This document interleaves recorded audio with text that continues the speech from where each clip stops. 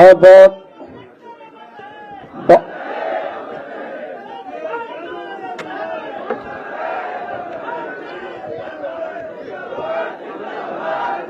सम्मानित साथियों बहुत बहुत धन्यवाद, बहुत बहुत धन्यवाद। आप लोग अपने यथावत स्थान पर बैठ जाएं।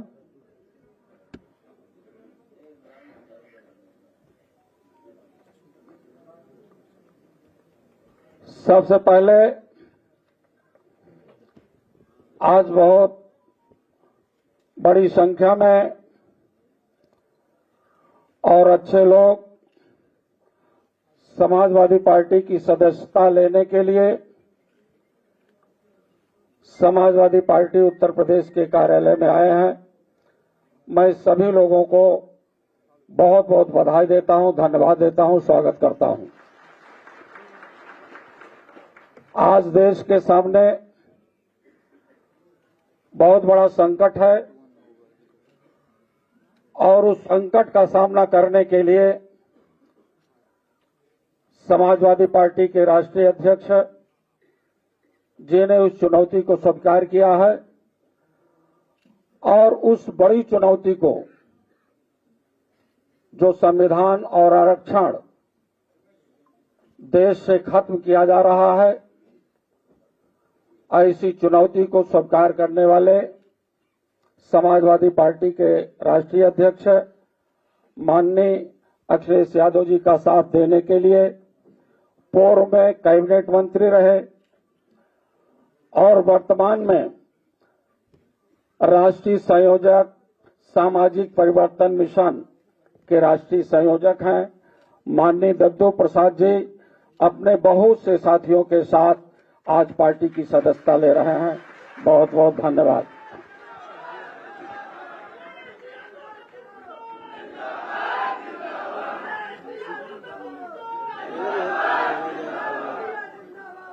इसके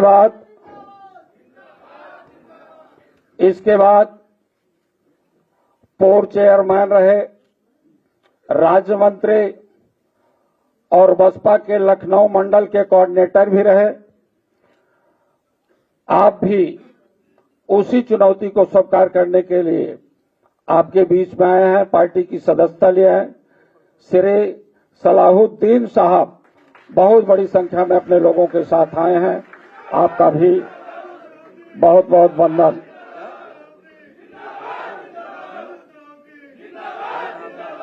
बुलंद बैठ जाए साथियों। जनपद बुलंदशहर के साथी श्री देवरंजन नागर जी बहुत से साथियों के साथ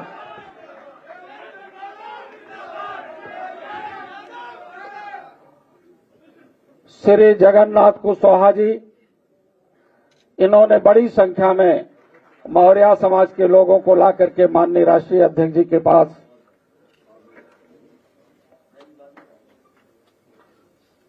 साथियों,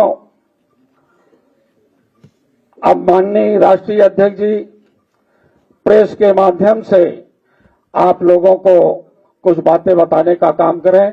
एक बार मैं फिर अपनी तरफ से, अपने साथियों की तरफ से आप सभी लोगों का हृदय की गहराइयों से स्वागत करते हुए माननीय राष्ट्रीय अध्यक्ष जी का संबोधन।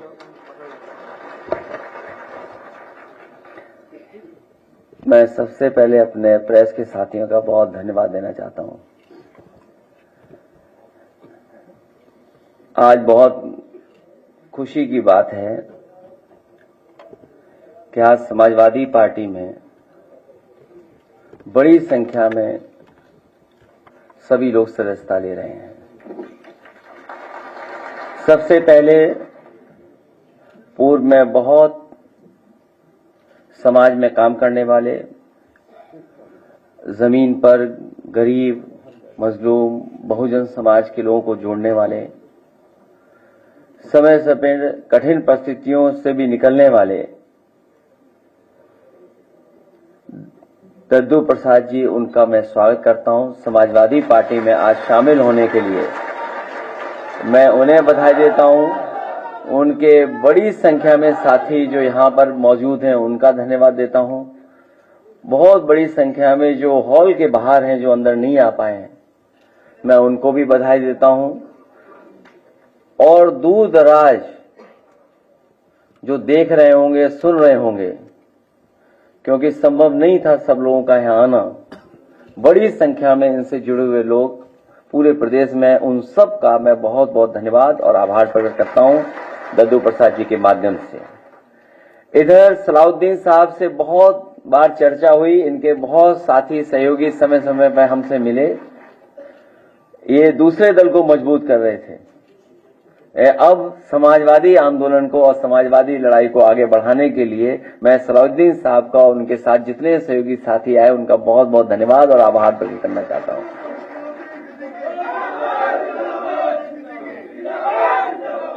श्री देव रंजन नागर जी मेरे साथ पहले से जुड़े हैं और पार्टी के सिद्धांतों को, कार्यक्रमों को ठीक तरीके से समझते हैं।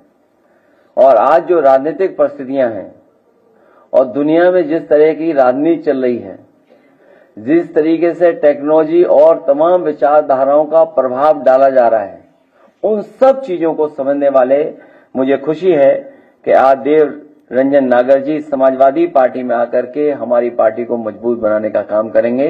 भविष्य में सरकार कैसे बने उस दिशा में लेकर जाएंगे। जगन्नाथ कुशवाहा जी पूर्व बसपा संस्थापक हैं, प्रदेश कार्यकारिणी समिति में हैं और उनके साथ बड़ी संख्या में लोग आए, मैं उनका भी बहुत बहुत धन्यवाद देता हूं। ये सभी साथी वो लोग हैं जो पीडीए की लड़ाई को, संविधान को बचाने की लड़ाई को, देश के कानून को बचाने की लड़ाई में, देश की अर्थव्यवस्था को बचाने की लड़ाई में, हमारे किसानों के सम्मान के लिए, जो हमारे दबे कुचले हैं, जो पीड़ित शोषित लोग हैं, जो बहुजन समाज के लोग हैं, उन सबको सम्मान दिलाने के लिए जो बड़े पैमाने पर भारतीय जनता पार्टी बेरोजगारी फैला रही है, महंगाई बढ़ा रही है, हमारे बाजार को खत्म कर रही है, उस लड़ाई में हमारा साथ देने के लिए आए, मैं इन सब का बहुत बहुत धन्यवाद और आभार प्रकट करना चाहता हूं।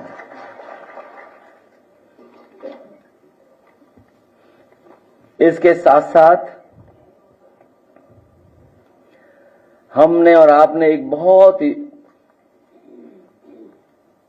समय समय पर एक बहुत बड़ी योजना के बारे में सरकारी प्रचार सुना होगा और देखा है हम लोगों ने। भारतीय जनता पार्टी के लोग कभी नहीं थकते अपनी योजनाओं को बताने में। आज एक बहुत महत्वपूर्ण योजना, मुद्रा योजना, उसके लगभग 10 साल पूरे हो रहे हैं और 10 साल में इस योजना ने कोई खास ठोस प्रभाव समाज में और अर्थव्यवस्था में नहीं छोड़ा है। ये मुद्रा योजना नहीं, ये झुट्टा योजना बनकर के रह गई है। मैं कुछ सवाल जनता की तरफ से या जो सवाल आ रहे हैं मुद्रा योजना को लेकर के, उनको जरूर रखना चाहता हूं।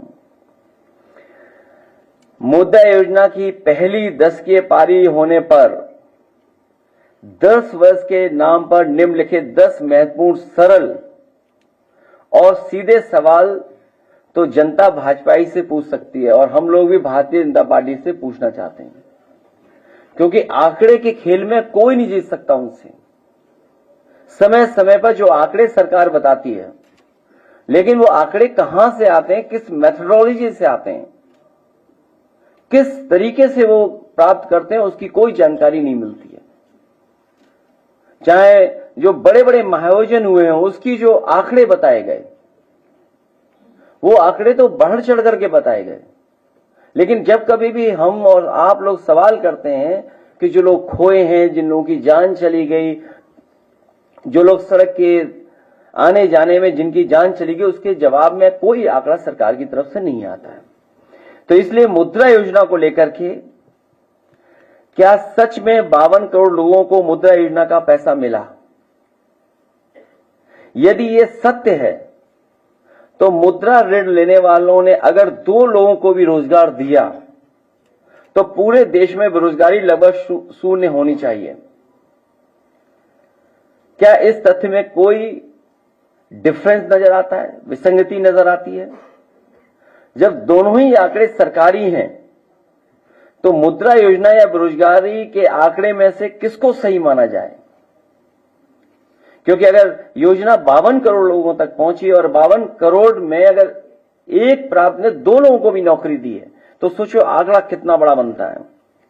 मुद्रा योजना में लोन लेने के रूप में बांटा 33 लाख करोड़ रुपया किसके खाते में गया है?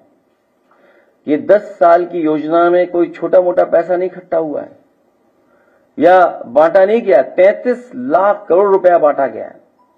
क्या इन खातों की कभी जांच परख या लेखा परीक्षण या कहीं ऑडिट हुआ है? क्या इनके द्वारा समर्थित या शुरू हुए उपक्रमों में कभी लाभ कमाया और दिखाया गया हो? क्या सरकार को इनसे कभी इनकम टैक्स प्राप्त हुआ और हुआ होगा तो कितना हुआ होगा? क्या इनमें से किसी ने जीएसटी का रजिस्ट्रेशन करवाया? कि अगर 52 करोड़ लोगों को मुद्रा लोन दिया गया है तो क्या जीएसटी के लिए रजिस्ट्रेशन कराया गया कि नहीं कराया गया? इनसे कुल कितना जीएसटी प्राप्त हुआ? बैंकों को मुद्रा योजना के वितरण पर हुए कुल खर्च और इससे मिले कुल ब्याज के बीच क्या कुछ लाभ हुआ या ये योजना कुछ अपने लोगों को बैंकों के खजाने से पैसा पहुंचाने का माध्यम मात्र बनकर रह गई है? जवाब जुमलाई सरकार देगी या बैंक? ये जो 33 लाख करोड़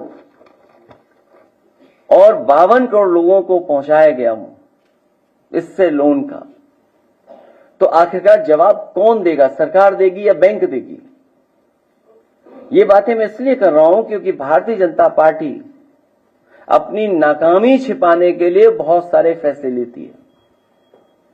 अपनी हर योजना की नाकामी छिपाने के लिए कम्युनल रास्ता अपना रही है, कॉन्स्टिट्यूशन को खत्म कर रही है, लोकतंत्र की परवाह नहीं कर रही है, कानून की परवाह नहीं कर रही है। और एक बात और मैं कहना चाहता हूं कि अगर राम जी या सुमन जी के साथ कोई घटना होती है या समाजवादी पार्टी के नेता के ऊपर किसी तरह की कोई घटना होती है तो उसके लिए जिम्मेदार कोई दूसरा नहीं, मुख्यमंत्री खुद जिम्मेदार होंगे। क्योंकि मुख्यमंत्री खुद उस संगठन पे हाथ रखे हुए हैं। जितने भी लोग उसमें दिखाई दे रहे हैं, हालांकि जाति की बात नहीं करनी चाहिए, जातियों की बातें समाजवादी लोग नहीं करते हैं, लेकिन कहीं ना कहीं जाति कनेक्शन भी उन्हीं का उनसे दिखाई देता है। क्योंकि पकड़े कौन?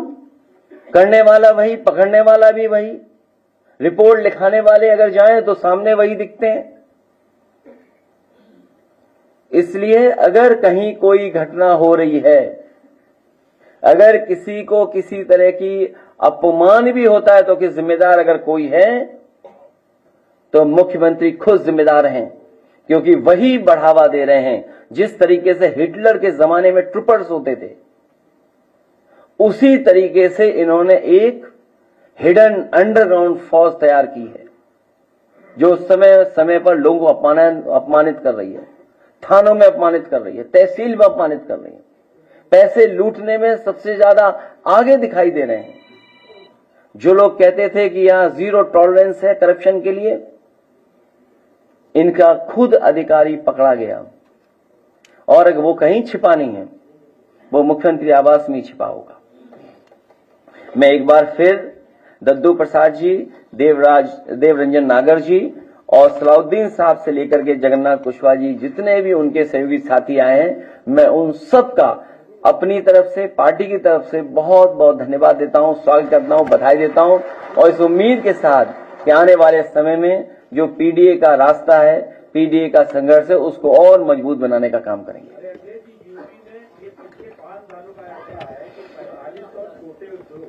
एमएसएमई बंद हो गए, इससे 45,000 लोगों का जो है बेरोजगार हो गए, जबकि ये आंकड़ा इनका सरकारी आंकड़ा है, जबकि ऐसा नहीं है। उत्तर प्रदेश में अभी एक कानपुर की फर्टिलाइजर कंपनी बंद होने की कगार पे उसने कहा कि मैं प्लांट बंद कर दूंगा, और उससे भी काफी लोग जो है बेरोजगार हो रहे हैं।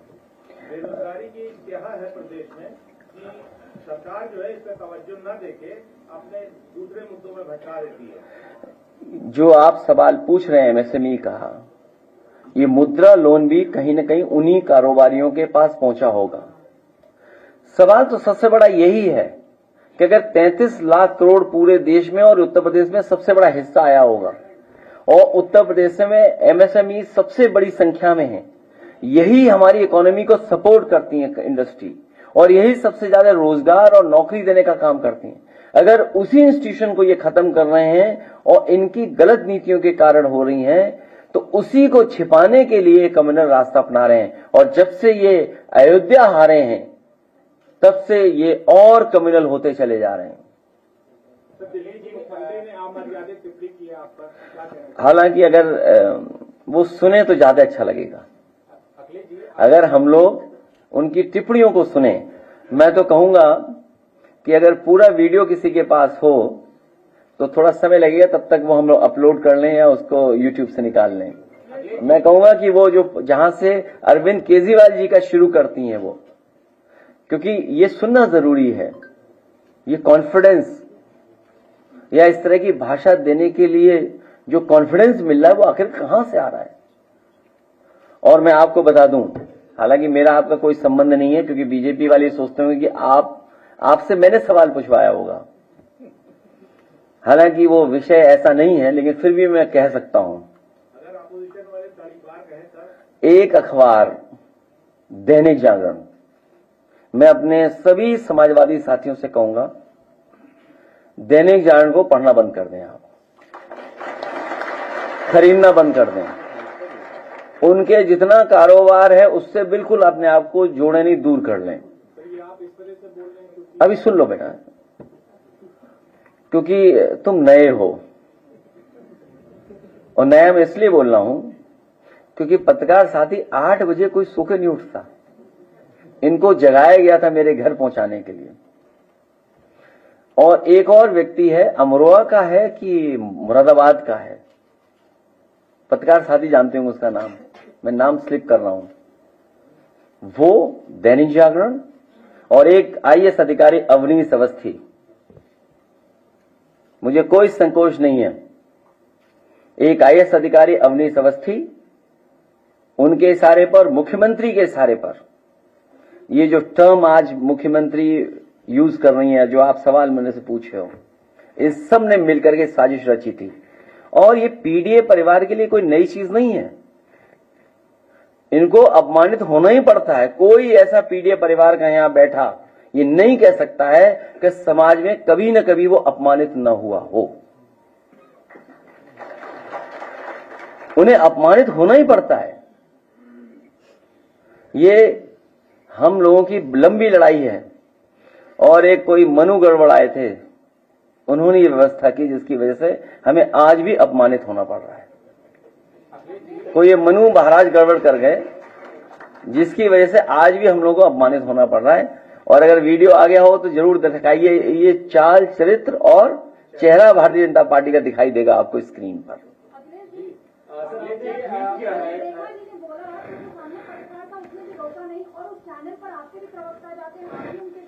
तो वो थोड़ा कांग्रेस से लगाव रखता है। आज से न्यूज 24 पे कोई नहीं जाएगा। आप खासकर तब रामनवमी के मौके पर उत्तर प्रदेश के कई जिलों में कम्युनल टेंशन जैसी स्थिति बनी हुई है। प्रयागराज का मामला है, सलार मसूद गाजी की दरगाह पर कुछ लोग भगवा झंडे लेकर जाते हैं, डीएमएसपी को बताकर फेसबुक पर लाइव करते हुए जाते हैं, दरगाह के ऊपर चढ़ते हैं, भगवा झंडे लहराते हैं, और इस घटना के बाद अब तक कोई कार्रवाई नहीं हुई है, खुलेआम घूम रहे हैं, और वो खुद को बीजेपी का नेता बताता है। देखिए, कार्रवाई इसलिए नहीं हो रही है, दो एंगल जो मुझे समझ में आ रहा है, हो सकता है मैं गलत हूं उस बात पे, लेकिन आप इस पर विचार जरूर करना। करने वाला मुख्यमंत्री जी की सेम जाति बिरादरी का है, इसलिए उसको इम्यूनिटी है किसी चीज को लेकर के। न ऐसो कुछ बोलेगा, न एसपी बोलेगा, न डीएम बोलेगा, न कमिश्नर बोलेगा। इसीलिए हम लोग कहते थे कि संविधान खतरे में, कानून खतरे में। ये बाबा साहब भीमराव अंबेडकर जी का जो संविधान है, ये हमारी ढाल है, हमारी संजीवनी है, हमें सम्मान दिलाता है। उसी को खतरा पैदा कर रहे हैं। सोचिए, कोई कल्पना कर सकता है कि एक डेमोक्रेटिक कंट्री में, कॉन्स्टिट्यूशनल, जहां कॉन्स्टिट्यूशन हो, जहां कानून हो, जहां शपथ ली गई हो, वहां पर कोई झंडा लेकर के इस तरह का व्यवहार कर ले, और फिर पुलिस जो देख करके टांग पे गोली मार देती है। तो सोचिए, बिना मुख्यमंत्री के इशारे पर ये नहीं हो सकता था। ये सब मुख्यमंत्री के इशारे में, इसलिए क्योंकि अपनी नाकामी उन्हें छिपानी है। और नाकामी क्या है मैं बता दूं आपको। पीडीए, प्रयागराज डेवलपमेंट अथॉरिटी, पिछले 10 साल में प्लॉट जितने भी थे 2-3 लोगों को सब अलॉट कर दिए गए। आप पता करवा लीजिए। मंत्री तो सब ले लिया है। वीडियो आ गया। तो आप, अब हमारे पत्रकार साथी धन्यवाद कि भारतीय जनता पार्टी का चाल चरित्र चेहरा दिखाने के लिए। किसके?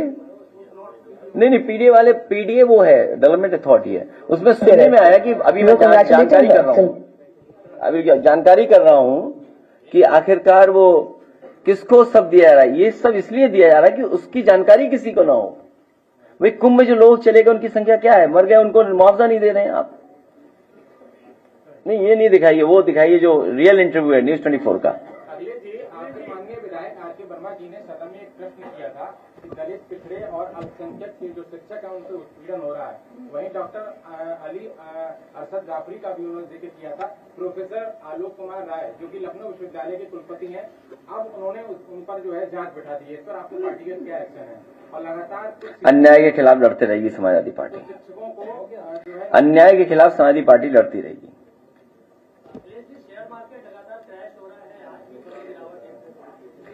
जब अमेरिका से आप कुछ कर ही नहीं सकते हैं। मैंने आपको इसीलिए क्या, मुद्रा योजना नहीं, ये झुट्टल योजना है। और फिर इकोनॉमी बचाने का काम होना चाहिए। जो इकोनॉमी गिर रही है और अब संभलने वाली नहीं है, इसलिए नहीं संभलेगी कि जो अमेरिका जैसा देश आप पे इस तरह की पाबंदियां लगा रहा है और आपने मैन्युफैक्चरिंग सेक्टर के लिए कुछ नहीं किया, कुछ लोगों को लाभ पहुंचाया होगा। जब आप इन्वेस्टमेंट में ही पैसा ले रहे हो, इन्वेस्टमेंट कैसे आएगा? तो आपकी इकोनॉमी कहां है? आपको अपनी इकोनॉमी बेहतर करने के लिए अमेरिका से कुछ सीखना पड़ेगा। आपको भी चीन पर पाबंदियां लगानी पड़ेंगी। क्या सरकार पाबंदियां लगाएगी?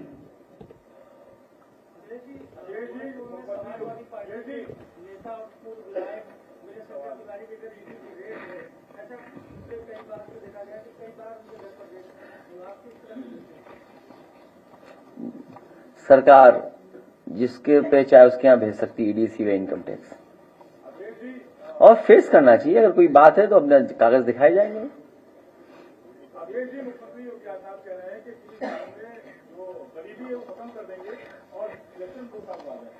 2 साल में भारतीय जनता पार्टी चली जाएगी, फिर गरीबी हटने का काम शुरू हो जाएगा। उससे आप ये कभी क्यों नहीं पूछते? जैसे हमारे पत्रकार साथियों 46 में 56 मुख्यमंत्री हैं, वो उनसे ये तो पूछो कि जीरो पॉवर्टी क्या है, कि केवल अधिकारियों ने बता दिया या ये इकोनॉमिस्टों ने बता दिया कि ये जीरो पॉवर्टी की लाइन है, इस पे आप बोलिए और इससे जीरो पॉवर्टी हो जाएगी। कैसे जीरो पॉवर्टी है? और वो सरकार पॉवर्टी खत्म करना चाहती है जो अभी तक ये न बता पा रही हो कि जिन लोगों को राशन दिया जा रहा है, जिन लोगों को राशन दिया है उनकी पर कैपिटा इनकम क्या है। भाई, जो राशन जिनको दिया जा रहा है, हम लोग भी उत्तर प्रदेश में लगभग 12 करोड़ लोग पा रहे होंगे राशन, 15 करोड़। अगर 15 करोड़ पा रहे हैं तो इन 15 करोड़ लोगों का पर कैपिटा इनकम क्या है? तो जीरो पॉवर्टी तो तब हम डिस्कस करेंगे। केवल कह देना कि हम गरीबी हटा देंगे 2 साल में, अरे 2 साल में तो अभी चले जाओगे आप खुद ही। जो सरकार किसानों के लिए कुछ न कर पा रही हो, पैदावार की सही कीमत न दे पा रही हो, नौकरी रोजगार न दे पा रही हो, महंगाई पे कोई नियंत्रण न हो, मुनाफा कमाने दे रहे हो, जीरो टॉलरेंस, सोचो लॉ एंड ऑर्डर पे क्या है। सीधी लोग सरकार को गोली मार रहे हैं, जो हत्या हो रही है, चाहे देवरिया हो, गोरखपुर हो। आप खुद देखिए, रिकॉर्ड उठा करके देखिए, जब मुख्यमंत्री जी उत्तर प्रदेश से राजधानी से गोरखपुर जाते हैं और गोरखपुर से लौट के आते हैं, तुरंत हत्या हो जाती है आसपास वहां। कोई विजिट ऐसी नहीं बची होगी जिसमें मुख्यमंत्री खुद गोरखपुर गए हो और हत्या न हुई हो वहां। कब लौटे बताओ, और कब हुई हत्या बताओ, और परसों ही लौटे होंगे। नहीं, जब लौटे तुरंत हत्या हो जाती है वहां। ये पूरा उत्तर प्रदेश गोरखपुर रूल कर रहा है, आप जानकारी करिएगा, पूरा उत्तर प्रदेश गोरखपुर के लोग रूल कर रहे हैं। जो गोरखपुर में रहा होगा, सिपाही भी, चौकी भी, वो भी। अब देखो, भारत समाचार दिखाई दे रहा हमें, तुम्हारे पत्रकार के साथ कुछ व्यवहार खराब हुआ, सुना हमने है? भारत समाचार, तुम्हारे किसी पत्रकार के साथ व्यवहार खराब हुआ किसी जिले में? हाँ हुआ, देखिए, अपनी खबर इनको नहीं पता।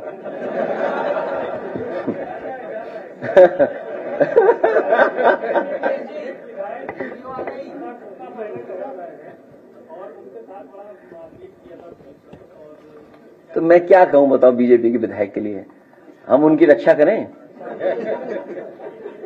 अब सुनिए, चाल, चरित्र और चेहरा। अब आप देखिए, आवाज तेज कर देना। उस नेताओं के नाम लूंगा, आपके जहन में जो पहला शब्द या पहली लाइन आती है, आपको मुझे वो बताना है। अब नाम तो लो। अरविंद केजरीवाल। झूठा। आतिशी। बेवकूफ। बेवकूफ। उनको यही नहीं पता कि वो कहाँ जा रही है। जनता ने उनको मौका दिया है, दोबारा जीत के आई है। शांति से अपना काम करो ना, जीवन करो, काहे केजरीवाल की राह पे चल रही है? भगवंत मान। No comment. राहुल गांधी। ये भी उसी कैटेगरी में है। मतलब राहुल गांधी तो लीडर है ही नहीं। 99 सीट आई है इस बार।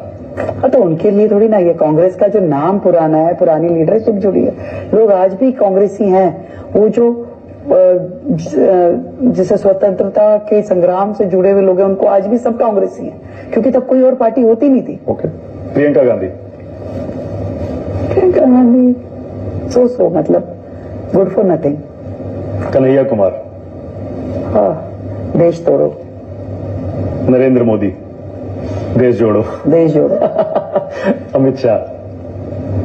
गजब है, गजब शानदार। ऐसे नेता जो डेयरिंग है, बिल्कुल जो कर पाने की, जिसके अंदर सारी हदें पार करके भी सच के साथ खड़े रहने की ताकत है। दोनों में ज्यादा कड़क कौन है, मोदी जी और अमित शाह में? संसद में तो अमित शाह जी ज्यादा कड़क दिखते। दोनों हैं, दोनों अपने फर्म हैं डिसीजंस को लेकर के। चीजें कोई दिखाता है, दिख जाता है, कोई दिख नहीं पाता है। ओके। मोहन भागवत। आदरणीय।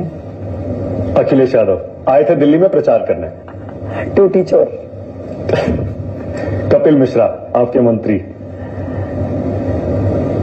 ईमानदार, बस कर दो, बस। सच के साथ जूझने की ताकत। अब बाकी आप समझ लो, हमें कुछ नहीं कहना। आप भाई ये बता, हम लोगों का, अगर ये दद्दू प्रसाद जी हैं, ये किसी मंदिर चले जाए तो मंदिर गंगा जल से धोया जाएगा। ये सच है, स्वीकार करो चाहे ना करो। और मैं चला गया था एक मंदिर में, वहां के ब्राह्मण मना कर रहे थे कि मत धो मंदिर, लेकिन भारतीय जनता पार्टी ने पूरा मंदिर धोया गंगा जल से। और हमारे पत्रकार साथी तो जानते होंगे कि मुख्यमंत्री आवास जब खाली हुआ, वहां भी गंगा जल से धोया गया था। तो ये जितने बैठे लोग हैं, अगर ये मंदिर चले जाए तो इन गंगा जल से धोया जाएगा। आप लोगों के प्रति नफरत दर्शाती है? मैं कुछ नहीं कहूंगा, मैं कुछ नहीं। नफरत दर्शाती है सरकार की कि पीडीए और विपक्ष के नेताओं से नफरत की जा रही है। नहीं, पीडीए के लोगों को ये परेशानी, ये तकलीफ हमेशा उठानी पड़ती है, इसीलिए हम लोग एकजुट हो रहे हैं। मैंने पिछली बार भी सवाल किया था पत्रकार साथियों से कि मुख्यमंत्री जी कह रहे थे कि 80-20 की लड़ाई है, तो मैं जानना चाहूंगा मैं 20 में हूं कि 80 में हूं। और मैं उन्हें बताना चाहता हूं, दूसरी बात बताना चाहता हूं, अगर 80-20 की लड़ाई का गणित उनके पास है तो ये लड़ाई 80-20 की नहीं है, ये लड़ाई 90-10 की है। पीडीए जिंदाबाद, पीडीए जिंदाबाद,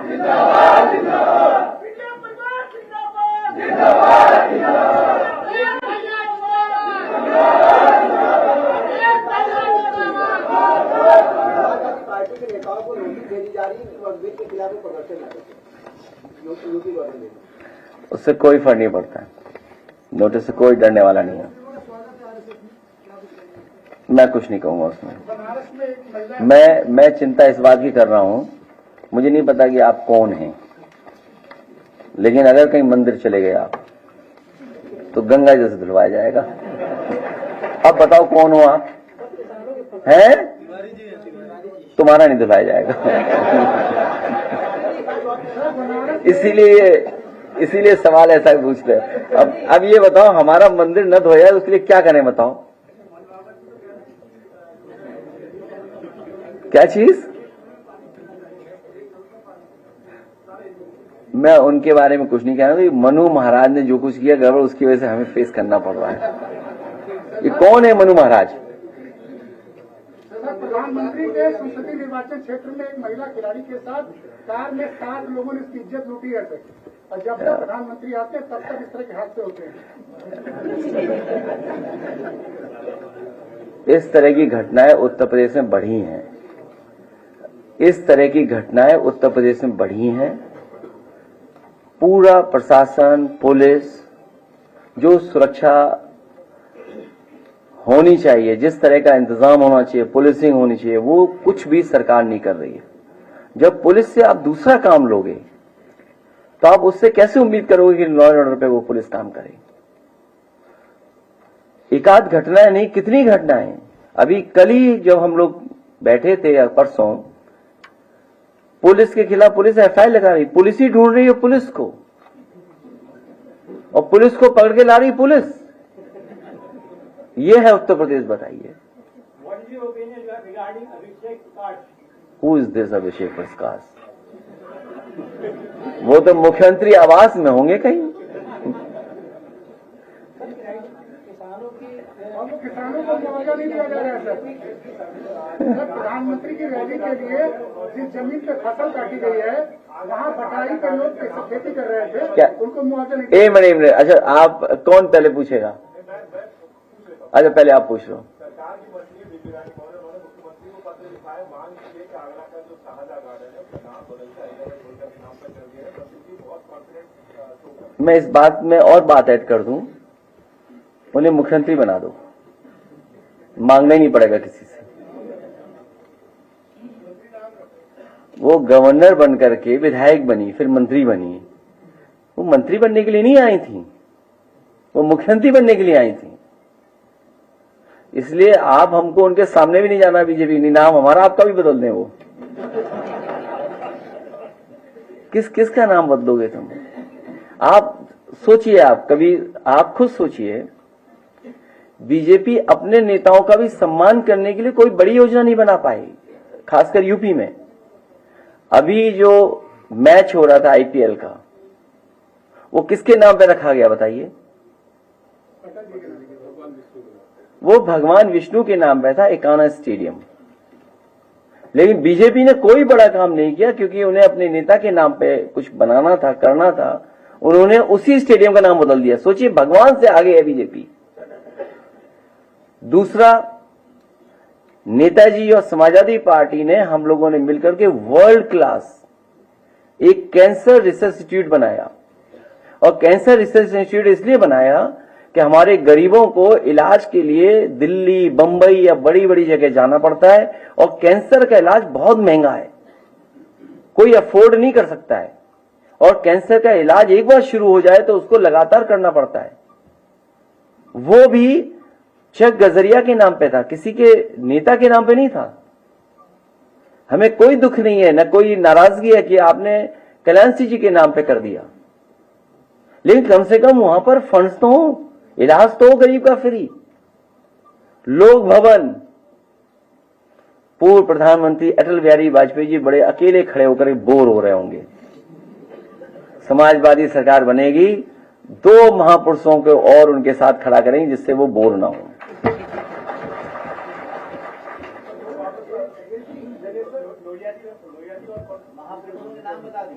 वो बता चुके, तो अपना तुम्हारा निकाल लेना आर्काइव से। ये भी नया आया पत्रकार, बहुत दिनों बाद आया या नया आया? नए आए हो? कितने दिनों से आ रहे हो? वो पहले 2 साल पहले हुआ होगा, 2 साल पहले ये बात हुई होगी। 2 साल पहले नहीं आए होगे। हाँ, 2 साल पहले नहीं आए होगे। सर, बनारस में जो मुआवजा दिया गया है, जिसके नाम जमीन उसको दिया गया है, लेकिन उस जमीन पे लोग बटाई पर खेती कर रहे थे, उनको मुआवजा नहीं दिया गया है। तो ये एडमिनिस्ट्रेशन को देखना चाहिए। एडमिनिस्ट्रेशन को ये कम से कम ध्यान देना चाहिए कि जो बटाई पे जो लोग लिए उनका नुकसान ना हो, और आय जितनी दोगुनी की बात की उतनी उनको दे पैदावार की पैसा।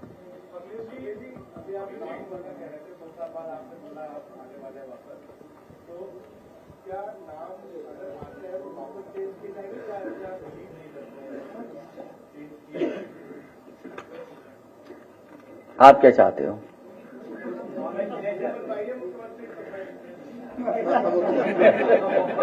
सभासद से शुरू करो, इनको सभासद की टिकट दी जाएगी, फिर मुख्यमंत्री का सपना देखना। पत्रकार कोटा में मकान है और कुछ चीजें हैं, वो नहीं है। नहीं, नाम हर एक के नहीं बदलने चाहिए। देखिए, एक एम मिल जाइए इसका नाम। लोक भवन पे जरूर अकेले बोर हो रहे हैं, वहां जरूर 2 महापुरुष और आ जाएं, 3 आ जाएं, 4 आ जाएं, क्योंकि समाजवादी पार्टी की सरकार में बना हुआ लोक भवन है, और वो जनता का है। लोक भवन कोई हमारा आपका नहीं है। स्टेडियम नए बनाएंगे, अब नए स्टेडियम बनाएंगे, इससे बेहतर नए शहरों में बनाएंगे जहां मैच और जगह भी हो पाए। वो नेताजी के समय से मैंने भी फंड दिया, नेताजी ने फंड दिया, पता नहीं क्यों रोक रखा है इन्होंने। क्योंकि मुख्यमंत्री जी क्रिकेट खेलते हैं तो 3 टप्पे के बाद बैट मारते हैं बॉल पे।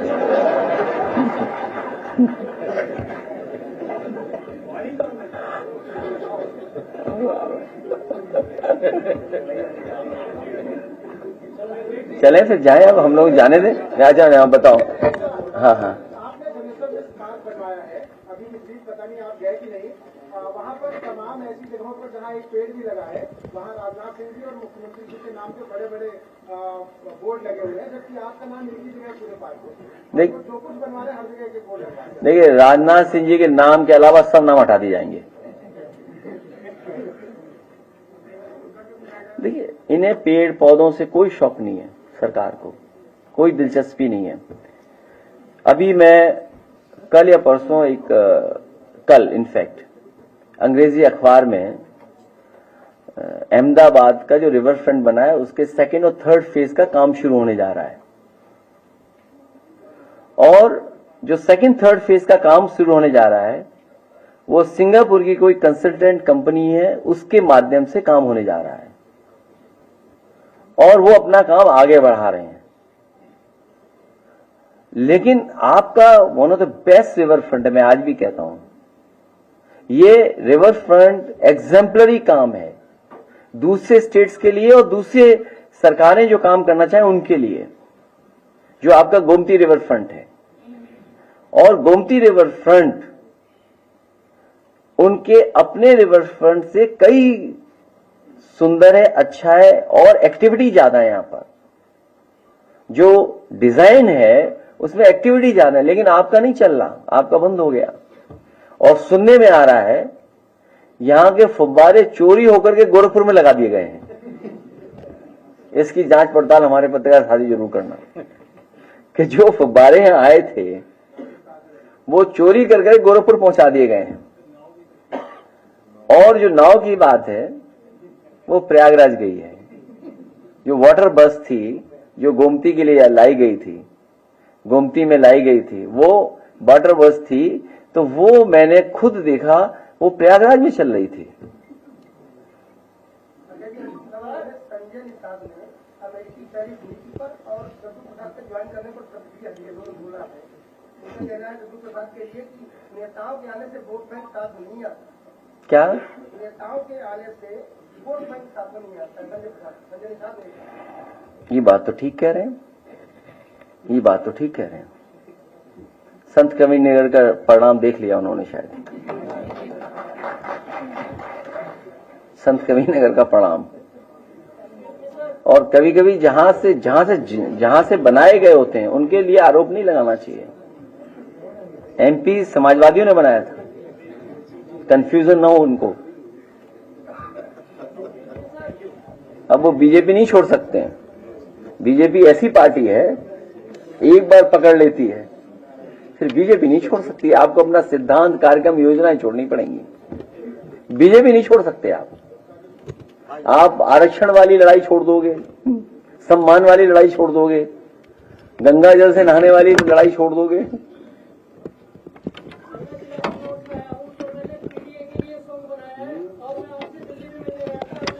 गाते हो तो पत्रकार शादी बुरा न माने तो गा दे आके। आजा भाई आजा, कोई बात खराब मत कर ना पीडीए के चक्कर में। भाई सुन लो गाना इसका भी। हाँ।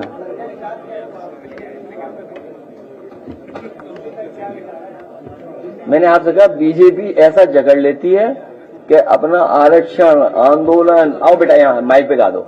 अच्छा गाना, पेन ड्राइव है? अरे तब तो अच्छा, तो क्या गाना है, लाइए पेन ड्राइव। हाँ ये अच्छा आदमी है, दे दो पेन ड्राइव। है क्या चीज?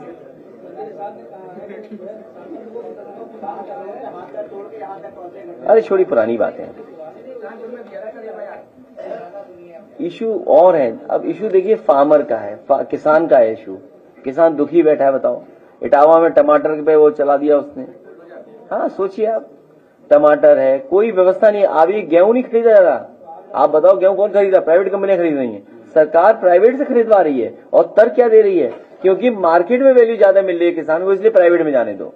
क्योंकि उन्हें उसकी वजह से नहीं, जो आप आटा खरीदोगे मुनाफा प्राइवेट कंपनी आटा से कहेंगी, जो पैक्ड आटा है। बड़ी बड़ी कंपनियां जो आ गई हैं आटा बना रही हैं, तो वो मुनाफा सरकार कमाने दे रही है। यही व्यवस्था खराब है। जो आप कह रहे थे अपनी अर्थव्यवस्था को कैसे संभालोगे, हमें आपको मिलकर के अपनी अर्थव्यवस्था सुधारनी पड़ेगी। जैसे कि आपको अभी जब 44 पुलिस भर्ती संपन्न हुई और उसमें उन्होंने बीते 13 तारीख को अपना जो फाइनल रिजल्ट जारी किया, उसमें एससी कैटेगरी जिसमें कटाप 196 थी और ओबीसी की 216 थी, उनमें एससी कैटेगरी से बिलोंग करता हूँ जिसमें नंबर 205 प्लस थे। फिर मेरा फाइनल मेरिट में नाम नहीं है। मैं अकेला नहीं सर, हमारे ऐसे हजारों भाई हैं जो ज्यादा नंबर होते हुए भी एससी ओबीसी के, उनका फाइनल मेरिट में नाम नहीं है। ये जो साथी कह रहा है, क्या नाम बेटा? गोविंद जो बात कह रहा है एकदम ठीक बात कह रहा है। मुझे